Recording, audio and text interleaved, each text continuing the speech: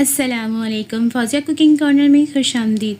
जहाँ रहें खुश रहें, आबाद रहें, अपनों के साथ रहें। अगर अभी तक आपने मेरे चैनल को सब्सक्राइब नहीं किया तो जल्दी से सब्सक्राइब कर लें ताकि मेरी मज़ेदार सी रेसिपियाँ आप लोगों को आसानी से देखने को मिल सकें। आज मैं आपके साथ आलू मेथी की ज़बरदस्त सी रेसिपी शेयर करने वाली हूँ। तो उसके लिए ले लिया है मैंने सबसे पहले तेल 3 कप की, उसमें ये नॉर्मल सी प्याज डालकर मैं इसको करूँगी लाल। और जब प्याज हमारे पास लाल हो जाएगी तो फिर हम उसमें शामिल करेंगे 2 दरमियाने साइज़ के टमाटर। इनको भी हम प्याज के साथ सौते करेंगे हल्का हल्का। और फिर जब ये हल्का हल्का सा प्याज के साथ मिक्स हो जाएंगे तो फिर हम इसमें शामिल करेंगे मसाला जात, जिनमें मेरे पास है यहाँ पे सबसे पहले पिसी हुई लाल मिर्च 1.5 टेबल स्पून, 1 टेबल स्पून से कम नमक और हल्दी 1 टीस्पून।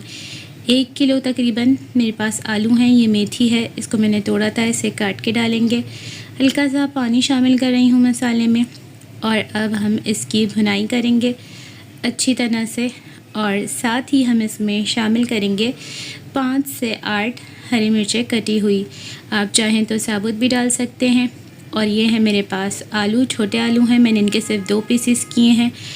और 1 किलो इनका वज़न था, लेकिन थोड़ा सा छिलका जाता है छीलने में, तो 1 किलो से थोड़े से ये कम हो गए होंगे। अब ये बहुत जल्दी गल जाएंगे 20 मिनट में। इससे ज़्यादा इनको टाइम नहीं लगेगा क्योंकि ये छोटे आलू हैं, तो आपने इनको एहतियात से पकाना है, बहुत ज़्यादा नहीं पकाना। अब मैं इसमें मेथी शामिल कर रही हूँ।